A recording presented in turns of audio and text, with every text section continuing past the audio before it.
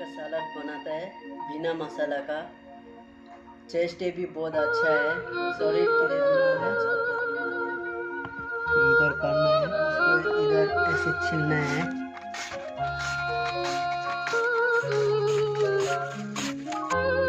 ये पूरा इधर डालना है, छीलना है।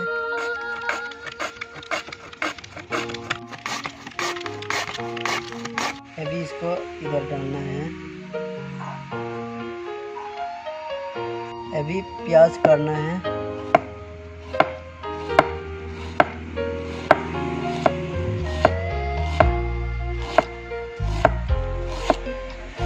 प्याज इधर डालना है। अभी नींबू काटना है,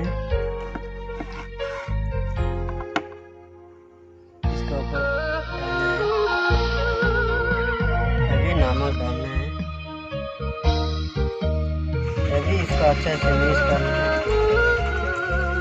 अभी इसको फिर से ऐसे डालना है।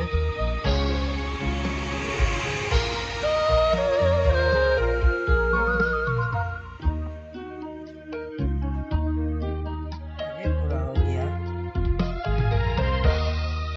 Hello, thank you so much for watching my how to make a salad.